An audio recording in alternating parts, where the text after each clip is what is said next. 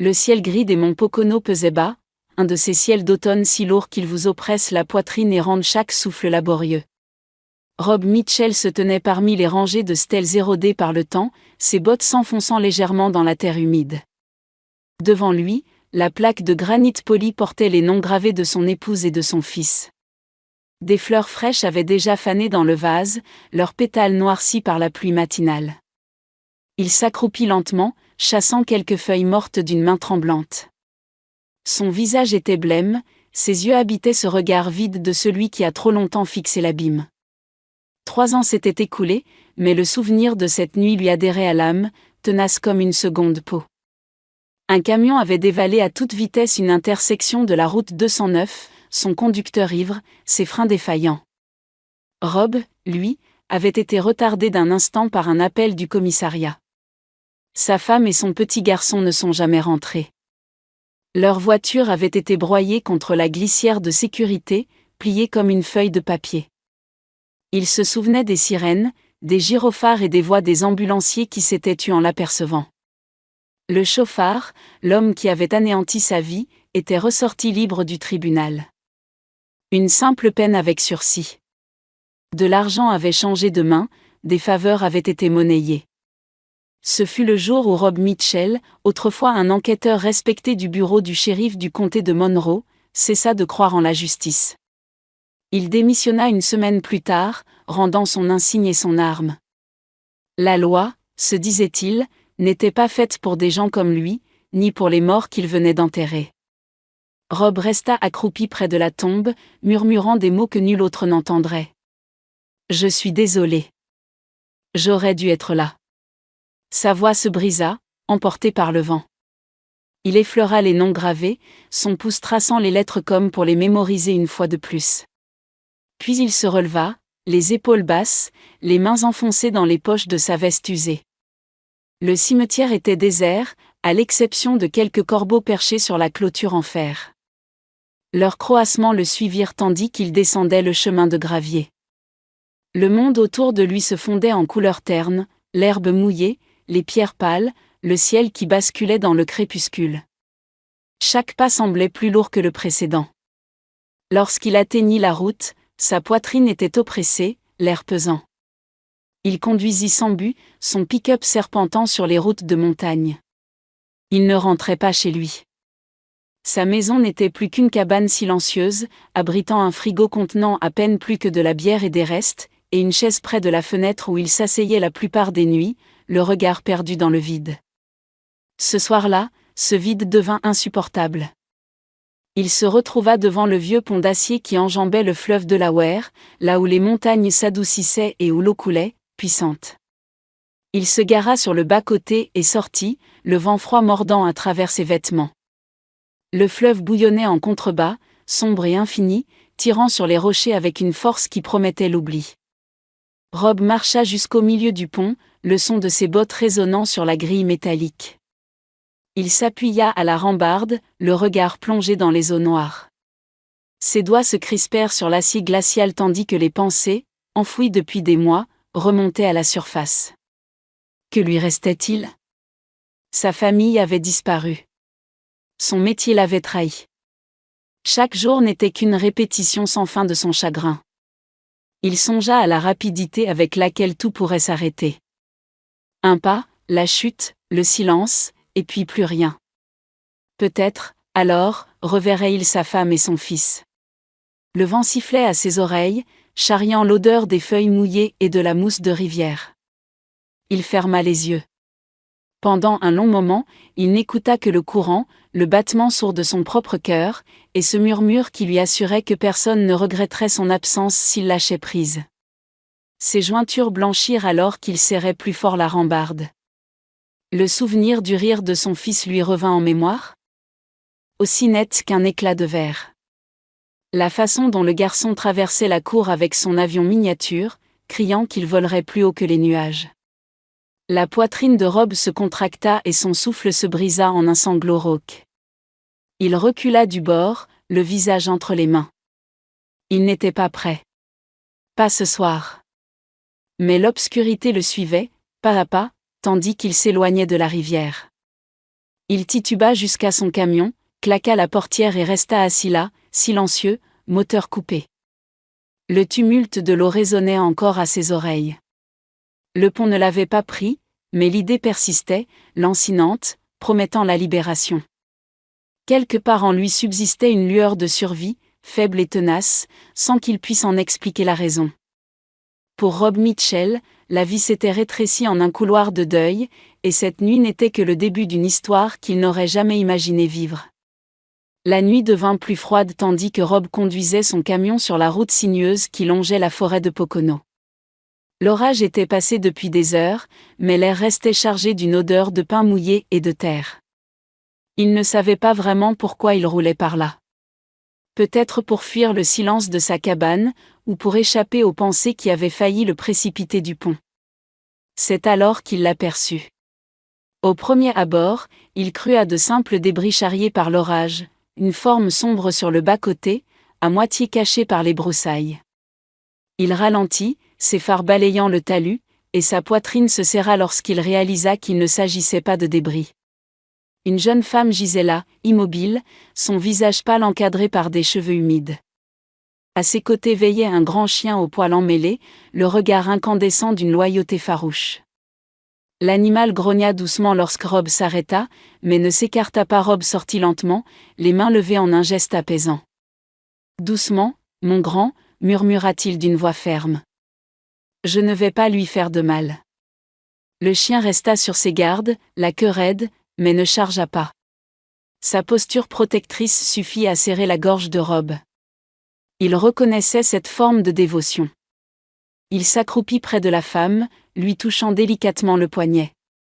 Son pouls était faible, mais sa peau était moite et sa respiration saccadée. Elle semblait avoir la vingtaine, peut-être moins, avec des traits délicats qui suggéraient une vie autrefois bien différente. Ses vêtements étaient humides et déchirés, ses chaussures couvertes d'une boue qui témoignait de kilomètres de marche. Rob jeta un œil sur la route déserte. Ici, aucune ambulance n'arriverait à temps. Il ne pouvait pas la porter seul, pas avec son chien qui surveillait chacun de ses mouvements. Il se redressa, faisant signe aux phares qui approchaient dans le virage. Un camion de livraison cabossé s'arrêta dans un crissement de ferraille, le chauffeur baissant sa vitre, la méfiance se lisant sur son visage. « Qu'est-ce qui se passe » demanda l'homme. Rob expliqua rapidement la situation. Une jeune femme inconsciente à mettre en sécurité. Le chauffeur hésita, puis descendit l'aider. Ensemble, ils la soulevèrent avec précaution, l'inconnu tenant le chien à distance avec une patience prudente. Ils réussirent à l'installer à l'arrière du pick-up de Rob. Le chien, après un instant de tension, bondit à côté d'elle et posa sa tête sur ses genoux, en gardien. Rob glissa un billet froissé dans la main du chauffeur. « Merci. C'est suffisant. » L'homme hocha la tête, marmonna quelque chose sur les choses étranges qu'on voit dans ces montagnes, et disparut dans la nuit. La cabane parut différente lorsque Rob la porta à l'intérieur. Il s'était habitué depuis longtemps à son silence, mais à présent, chaque craquement du plancher semblait résonner plus fort. Il l'allongea délicatement sur le vieux canapé, la recouvrant d'une couverture en laine qu'il n'avait pas utilisée depuis des années. Le chien, qui s'appelait Max comme il l'apprendrait plus tard, observait chacun de ses gestes. Ses yeux le suivaient avec un mélange de méfiance et de confiance. Rob se déplaçait avec une douceur maladroite. Il remplit un bol d'eau, le plaça près du chien, puis fouilla le garde-manger à la recherche de quelque chose de comestible. Il ne lui restait qu'un sac de croquettes à moitié vide qu'il gardait pour les chiens errants. Max le renifla, puis dévora la nourriture comme s'il n'avait pas mangé depuis des jours. Ensuite, Rob alla chercher une serviette et s'agenouilla près du chien. « Tu en as plus besoin que moi » murmura-t-il en frottant la boue de sa fourrure. Max se raidit, puis se détendit lentement sous son contact. Rob faillit sourire. Cela faisait une éternité qu'il n'avait ressenti aucune forme de compagnie. Il se tourna vers la jeune femme. Elle remua, les lèvres entr'ouvertes comme dans un rêve. Il la regarda de nouveau, sa respiration toujours présente, quoique superficielle. Il laissa un verre d'eau à portée de main et s'installa dans son fauteuil de l'autre côté de la pièce. Pour la première fois depuis des années, Rob resta éveillé toute la nuit, non pas à cause du chagrin, mais à cause d'une incertitude nouvelle, comme une responsabilité inattendue. À l'aube, la forêt était nimbée de brume. La première lumière filtra par la fenêtre, teintant la pièce d'un gris pâle. Rob entendit un bruissement, puis le grincement des ressorts du canapé. La jeune femme était réveillée. Elle cligna des yeux, confuse, son regard balayant la pièce inconnue jusqu'à se poser sur lui. Rob resta sur ses gardes, ne voulant pas l'effrayer. « Vous êtes en sécurité », dit-il doucement. « Vous vous êtes évanoui au bord de la route. Je vous ai amené ici. » Ses lèvres remuèrent, sa voix à peine plus forte qu'un murmure. « Où suis-je ? » ?»« Chez moi, près de Stroudsburg. Vous avez été inconsciente toute la nuit. » Il marqua une pause, puis ajouta doucement, « Vous devriez boire un peu d'eau. » Elle se redressa lentement, Max se blottissant contre elle. Elle prit le verre d'une main tremblante, but une gorgée avant de le reposer. Ses yeux, clairs mais empreints de peur, croisèrent les siens. « Merci », dit-elle d'un ton hésitant, comme si elle n'était pas habituée à la gentillesse. Puis, après un long silence, elle ajouta, « Je m'appelle Sarah. » Rob hocha la tête. Rob Mitchell. Le silence s'installa entre eux, fragile mais tangible, jusqu'à ce que Max le rompe par un jappement discret. Sarah se pencha, caressa la tête du chien, ses lèvres s'incurvant en un sourire infime et hésitant. À cet instant, Rob sentit quelque chose basculer. Il ne savait pas encore quoi, mais il savait que la nuit sur le pont n'avait pas été sa dernière nuit. Les premières minutes après son réveil, Sarah parla à peine. Elle restait assise au bord du canapé, une main posée sur la tête de Max, l'autre agrippant la couverture comme si elle craignait qu'elle ne disparaisse. Rob se déplaçait avec lenteur dans la pièce, préparant un café qui emplit la cabane d'une odeur qu'elle n'avait pas connue depuis des mois. Lorsqu'il lui tendit une tasse, elle l'accepta à deux mains, les yeux baissés. « Avez-vous besoin d'aller quelque part ?» demanda-t-il d'une voix prudente, presque formelle. Sarah secoua la tête, des mèches de cheveux noirs retombant sur son visage. « Non, nulle part. » Le silence qui suivit fut lourd, mais Rob le connaissait bien. Il vivait dans ce silence depuis des années. Elle ne voulait pas s'expliquer, et il n'était pas homme à insister. Il s'adossa au comptoir, l'observant dans la douce lumière matinale. « Eh bien, dit-il enfin, cet endroit est plus grand que nécessaire. Vous pouvez rester un moment. » Sans engagement. Ses yeux se levèrent vers lui, la surprise manifeste. « Considérez-vous comme une invitée. Ou une amie, si vous préférez. » Son ton était factuel, pragmatique. Mais intérieurement, ces mots le troublaient. Il avait fui toute compagnie depuis l'enterrement. Et voilà que, sans même y réfléchir, il en offrait à une inconnue.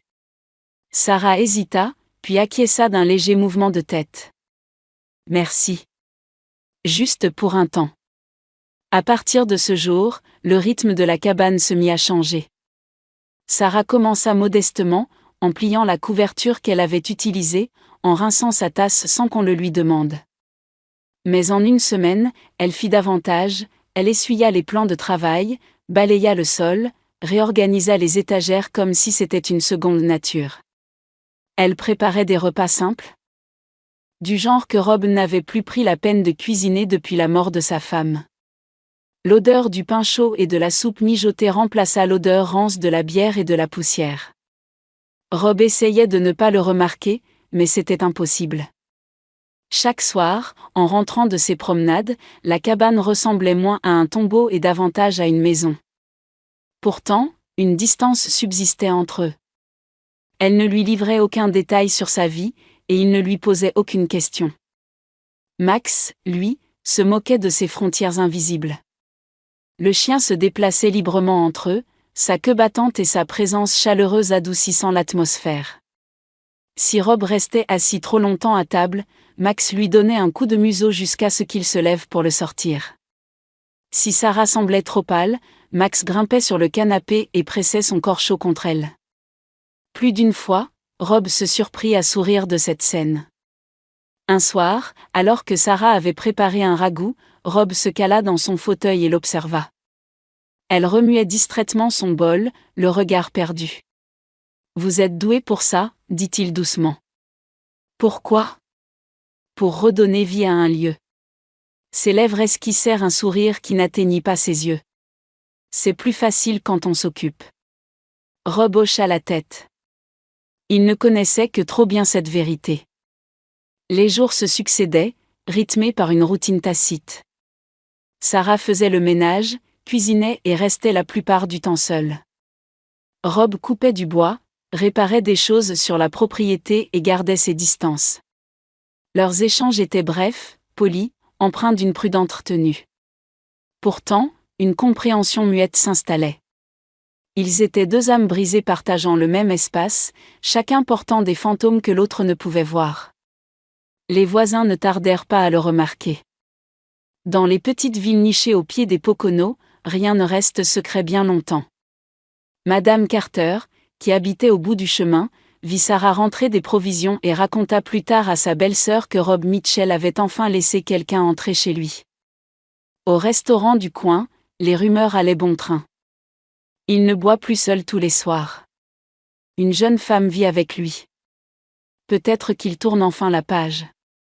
Les ragots parvinrent jusqu'à Rob, à travers les regards en coin et les conversations qui s'interrompaient à son arrivée. Il les ignora, mais au fond, il savait ce qu'ils signifiaient. Pendant des années, on l'avait considéré comme une cause perdue, le veuf qui avait tout perdu. Désormais, on le regardait différemment, avec une sorte d'attente, comme pour voir si la vie allait reprendre ses droits. De retour à la cabane, il surprit une fois Sarah en train de fredonner en travaillant, une mélodie douce, presque oubliée. Le son le désarçonna, lui rappelant une époque où le deuil n'avait pas encore tout dévasté.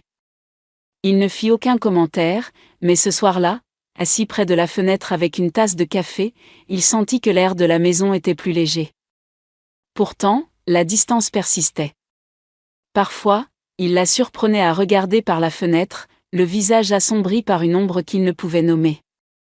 Parfois, elle sursautait lorsqu'il entrait dans une pièce, comme tirée d'une lointaine rêverie.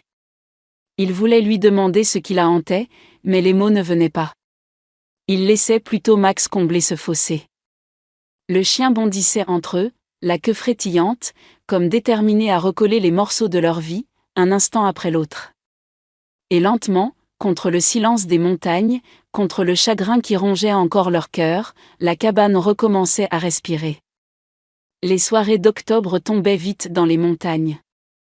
À 18h, la forêt était déjà plongée dans l'ombre, et la cabane projetait la faible lueur d'une unique lampe. Rob était assis à table, Sarah en face de lui, les restes du dîner entre eux. Elle avait encore fait un ragoût de poulet, et bien qu'il parlât peu, il en mangeait chaque bouchée. Ce soir-là, cependant, le silence s'éternisa. Il posa sa cuillère, ses doigts caressant le bord de son bol. « Vous avez déjà perdu quelque chose ?» demanda-t-il lentement. « Quelque chose que vous savez ne jamais pouvoir retrouver. » Sarah se figea, sa cuillère en suspens. Elle ne répondit pas, et pendant un long moment, Rob crut qu'elle allait se lever et partir. Mais elle reposa doucement sa cuillère, les yeux fixés sur lui. Il inspira profondément, les mots lui raclant la gorge. « Ma femme, mon fils, il y a 3 ans. Un accident de voiture.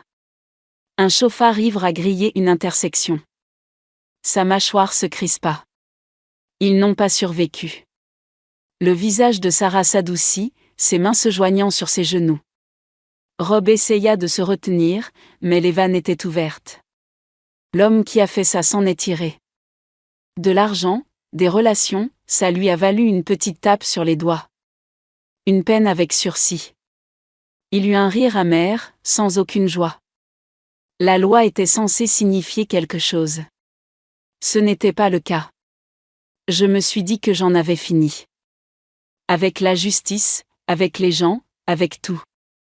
Parfois, je pense encore à en finir. Ces mots restèrent suspendus dans l'air, d'un poids écrasant. Il les avait portés en silence pendant des années, et maintenant, prononcé à voix haute, il le laissait chancelant. Ses yeux le brûlaient, et avant qu'il ne puisse s'en empêcher, une larme roula sur sa joue. Il pressa une main contre son visage, honteux. Mais il sentit soudain un contact léger. Sarah s'était levée et se tenait à côté de lui, la main délicatement posée sur son épaule. « Vous n'avez pas à porter ça tout seul, dit-elle doucement. Rob se tourna légèrement, son regard croisant le sien. Ses yeux à elle brillaient d'une lueur qu'il ne pouvait nommer de la tristesse, peut-être, ou une forme de reconnaissance. Elle hocha la tête, un geste imperceptible, comme si elle comprenait trop bien le deuil. Pour la première fois depuis des années, le barrage céda. Ses épaules furent secouées de sanglots silencieux et brutaux. Sarah ne bougea pas. Elle resta simplement là, sa main fermement posée sur lui, un point d'ancrage tandis que le poids se déversait. Quand ce fut fini, il s'affaissa sur sa chaise, épuisé, le souffle court. Sarah retourna tranquillement à sa place, son expression indéchiffrable. « Vous avez perdu quelqu'un aussi, dit-il enfin. Ses yeux se posèrent sur ses mains. J'ai perdu plus que je ne peux l'expliquer. Rob attendit, mais elle n'en dit pas plus. Elle se contenta d'un léger sourire, presque une excuse. Disons que je sais ce que c'est que de sentir le sol se dérober sous ses pieds. Quelque chose en lui voulait insister, lui demander quelle histoire se cachait derrière ces mots, mais il se retint. Quelle que soit sa douleur, elle n'était pas prête à la partager. Il comprenait cela. Dans les jours qui suivirent, quelque chose changea entre eux. Leurs conversations s'allongèrent, tout en restant prudentes. Rob se surprit à écouter le bruit de ses pas dans la cabane, le son de son fredonnement lorsqu'elle se croyait seule. Il la surprit une fois à l'observer alors qu'il sortait, son expression douce, presque mélancolique. Et pourtant, chaque fois qu'une proximité semblait naître, elle se retirait. S'il lui effleurait la main par inadvertance, elle tressaillait, puis forçait un sourire poli. S'il s'attardait trop dans la conversation, elle trouvait une excuse pour s'esquiver. C'était comme si elle se tenait à la frontière entre le désir et la peur d'une connexion. Un soir, alors que le feu crépitait dans l'âtre, Rob se surprit à se pencher plus près. Ils parlaient tranquillement de choses et d'autres. Des livres qu'elle avait lus, du genre de musique qu'il écoutait en voiture. Il remarqua la courbe de ses lèvres, la chaleur dans ses yeux. L'espace d'un battement de cœur, l'air entre eux s'épaissit. Il faillit lui prendre la main. Presque. Mais elle se décala, son regard se posant sur Max, étendu sur le tapis. Elle se pencha pour caresser la tête du chien, comme pour rétablir une distance de sécurité. Rob se renversa en arrière, l'instant s'étant évanoui. Sarah se redressa et lui jeta un bref coup d'œil, un sourire crispé aux lèvres. Il est tard. On devrait se reposer. Il hocha la tête, ravalant les mots qui lui venaient. Cette nuit-là, allongé dans le noir, écoutant les craquements de la vieille cabane, il réalisa qu'un fil étrange les unissait. Le chagrin, la perte, les vides qu'il portait. Mais s'il lui avait laissé entrevoir ses cicatrices, elle gardait les siennes cachées derrière des murs qu'il ne pouvait pas encore franchir. Ainsi, leur vie avançait dans une danse fragile, où les moments de complicité étaient vite éclipsés par le recul. La cabane abritait leur silence, leurs phrases inachevées, leurs gestes manqués. Et bien qu'aucun des deux n'osât le nommer, quelque chose commençait à prendre racine entre eux, aussi fragile qu'une flamme dans le vent. Tard une nuit, alors que la pluie battait à un rythme soutenu contre le toit de la cabane et que le feu crépitait dans l'âtre, Sarah commença enfin à dérouler le fil de son histoire. Rob était assis dans son fauteuil, Max blotti à ses pieds. Elle prit une grande inspiration et parla, sans le regarder. « Ma famille n'était pas comme la plupart des familles d'ici, » commença-t-elle d'une voix basse mais claire. « Nous avions de l'argent. Pas celui qu'on gagne par hasard, mais celui qui se transmet de génération en génération. Mon père possédait une grande manufacture près d'Allentown. Il l'avait bâtie de ses propres mains, la transformant en une entreprise florissante. Il disait toujours qu'un jour, elle serait à moi. » Rob se tourna légèrement, attentif, veillant à ne pas l'interrompre. « Ma mère était plus douce, Plus gentille, le genre de femme qui pouvait apaiser une pièce rien que par sa présence. Elle croyait en la bienveillance, en l'importance d'écouter avant de parler. Et puis, il y avait Lorraine. Ses lèvres s'incurvèrent, mais son sourire manquait de chaleur. Lorraine était ma petite sœur, de 3 ans ma cadette, mais toujours plus bruyante, plus flamboyante, plus exigeante. Mon père l'adorait, mais pas avec la confiance qu'il me portait. Il disait que j'avais le sens des affaires. Lorraine, elle, ne voulait pas de ses responsabilités.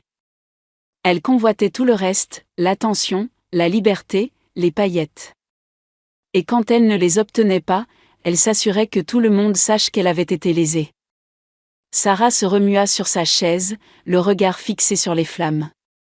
Papa était clair, il voulait que je reprenne l'entreprise le moment venu. Lorraine ne me l'a jamais pardonné. Elle le cachait derrière des blagues et des sourires, mais je le sentais. Elle pensait que je lui volais sa place. Les flammes dansaient, projetant des ombres sur son visage. Et puis, Christopher Dalton est arrivé. Elle marqua une pause sur le nom, comme si elle en savourait l'amertume. Il était beau, charmant, le fils d'un associé de mon père.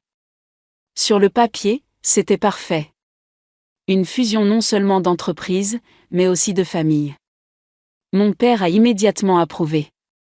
Il pensait que Chris serait un atout pour l'avenir de la compagnie. Ma mère, beaucoup moins. Sa voix s'adoucit à ce souvenir.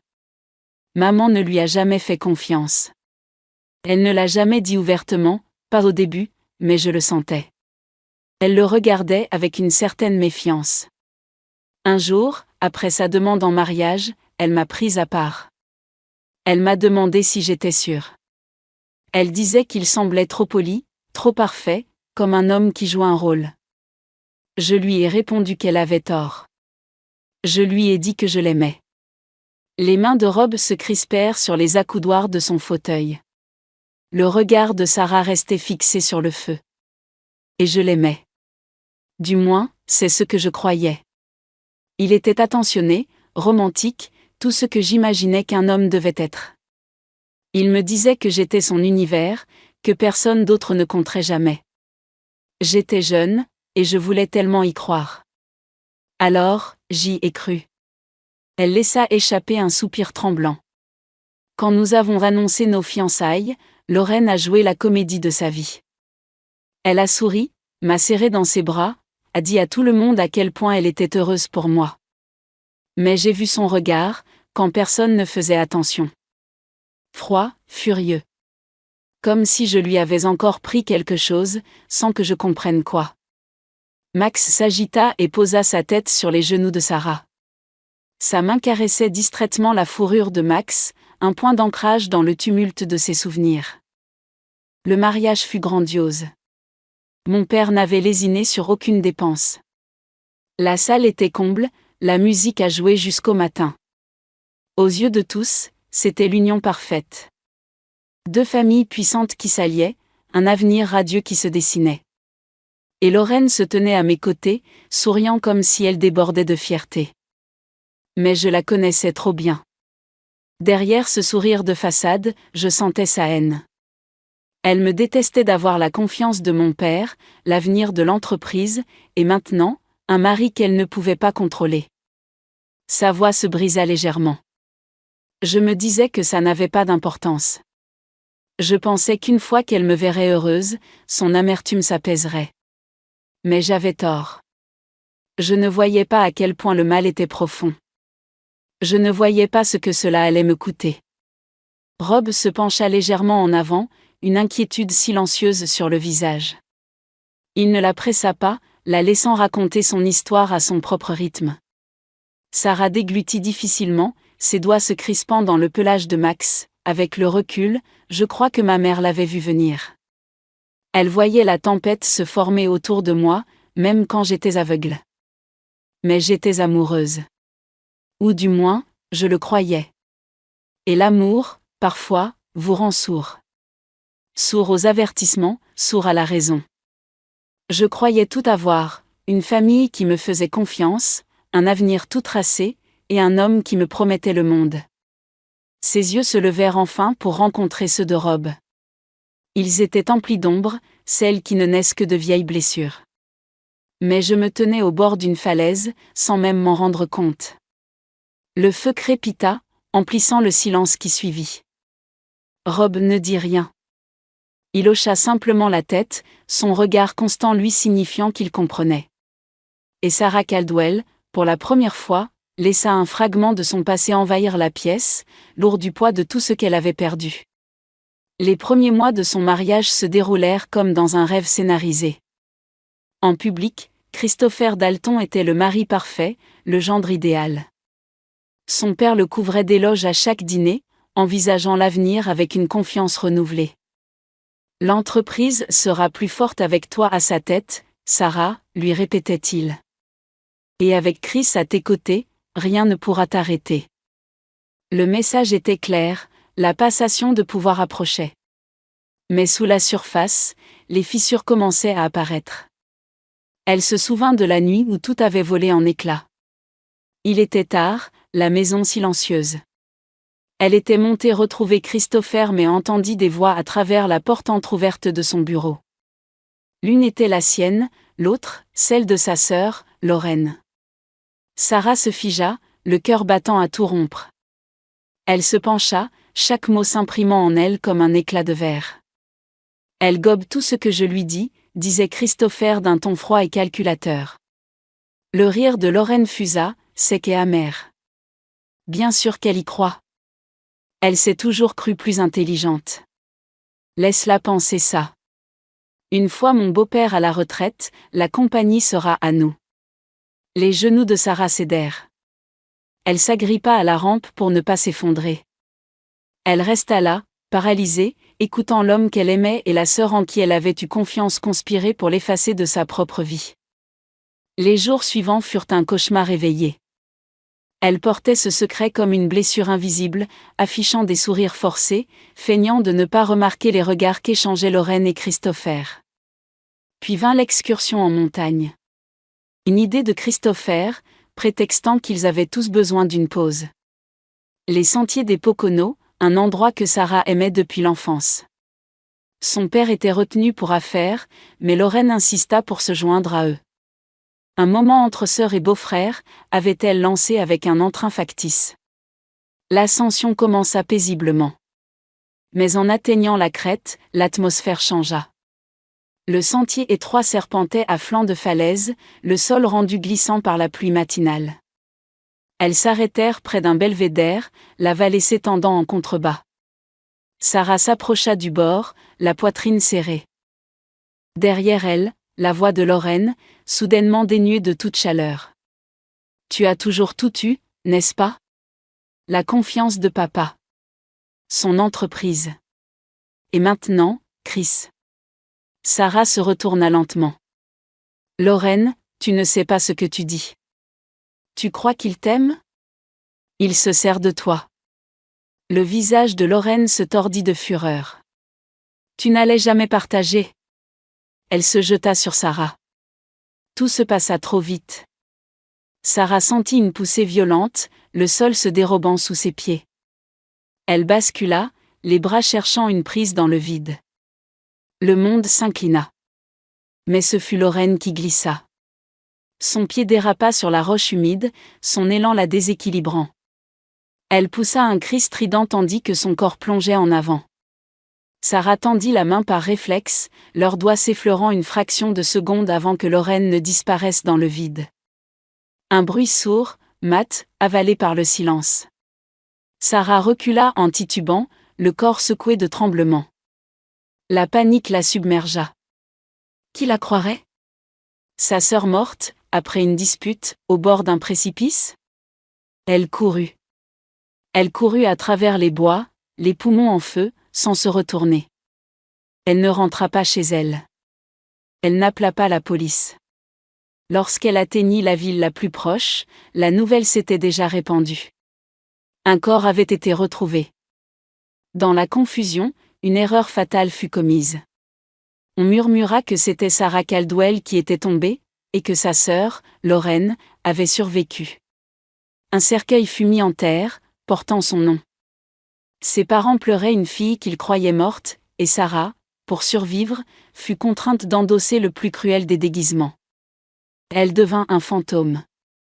Pendant 3 ans, elle erra de ville en ville, se faisant passer pour Lorraine, payant en liquide, vivant dans l'ombre. Chaque homme en costume lui faisait penser à un sbire de Christopher. Elle savait que s'il apprenait la vérité, il finirait ce que Lorraine avait commencé. C'est durant ces mois perdus qu'elle trouva Max, un chiot grelottant près d'une benne à ordures. Il devint son ancre, sa seule constante. La culpabilité de laisser ses parents dans le deuil la rongeait, mais la peur était plus forte. Lorsqu'elle s'effondra sur cette route de montagne, elle était à bout de force.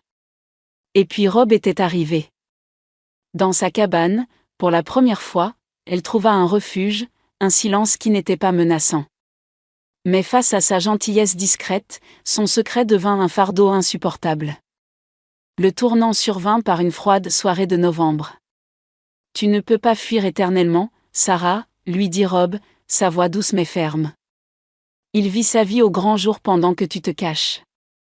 Ce n'est pas de la survie, c'est une prison. » « Tu ne comprends pas, » sanglota-t-elle. « Si Christopher découvre que je suis en vie. » « Il a déjà essayé de te tuer une fois, » l'interrompit Rob. « Si tu te tais, il gagne.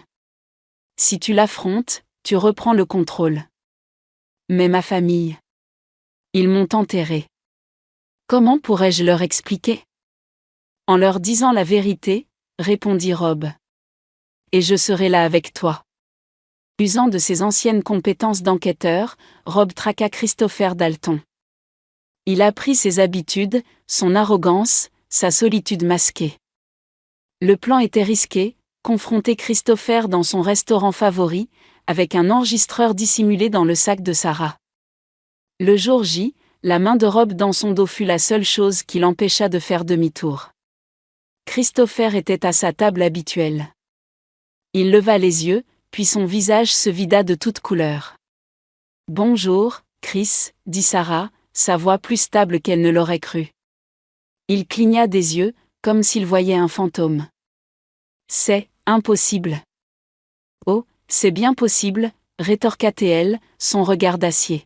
« Tu regardes la femme que toi et ma sœur avez tenté d'effacer.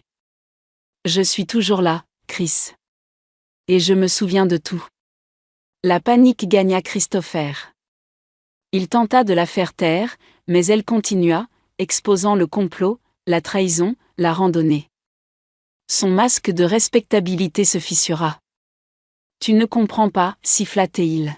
« Ton père ne m'aurait jamais laissé approcher de l'entreprise. Tu avais tout. » Lorraine était facile à manipuler. Il suffisait de lui promettre ce qu'elle désirait. Et quand elle est morte à ma place ? Il haussa les épaules, un geste d'une cruauté glaciale. Un dommage collatéral. L'histoire fonctionnait. Sarah morte. Tout le monde y a cru. Chaque mot était une confession, scellant son destin sur la bande magnétique. Rob s'approcha, sa présence imposante mettant fin à la conversation. Quelques minutes plus tard, la police, prévenue par ses soins, arriva. Face à l'enregistrement, Christopher s'effondra. Les menottes claquèrent à ses poignets, son règne de mensonge enfin terminé. Sarah le regarda partir, le dos droit malgré les larmes. « C'est fini », dit doucement Rob à ses côtés. « Non », répondit-elle. « Ce n'est que le début. Je dois affronter mes parents. Alors, nous les affronterons ensemble. » Le retour à Allentown fut l'épreuve la plus difficile. Quand sa mère ouvrit la porte, le temps sembla se suspendre. Un cri étranglé, un seul mot, « Sarah ». Elles s'effondrèrent dans les bras l'une de l'autre, un mélange de sanglots, de joie et de douleur inimaginable. La vérité fut révélée, brutale et libératrice. La famille Caldwell, brisée par le deuil d'une fille et la trahison de l'autre, commença le long chemin de la guérison. Quelques mois plus tard, par un matin d'hiver frais, Rob et Sarah marchaient sur un sentier enneigé près de la cabane. Max bondissait devant eux, ses aboiements joyeux résonnant dans l'air pur. « Je n'aurais jamais cru revoir ça », dit-elle doucement, le regard perdu sur la lumière filtrant à travers les pins. La paix. Un avenir. Moi non plus, répondit-il, sa voix basse. J'avais oublié à quoi ressemblait la lumière. Il s'arrêta et se tourna vers elle. Les cicatrices de leur passé ne disparaîtraient jamais, mais ici, dans le silence des bois, elles semblaient moins douloureuses. Il m'a sauvée, murmura-t-elle en caressant la tête de Max qui venait de les rejoindre. Mais toi aussi, Rob. Il prit sa main, ses doigts s'enlaçant aux siens. Nous nous sommes sauvés l'un l'autre. Main dans la main, avec Max trottant joyeusement à leur côté, ils reprirent le chemin de la cabane. Les bois des Poconos, autrefois témoins de la mort et de la trahison, devenaient le décor de leur lente renaissance. Pour Rob Mitchell et Sarah Caldwell, l'histoire n'était plus celle des fantômes qu'ils avaient fuis, mais celle du foyer qu'ils construisaient ensemble, un pas après l'autre.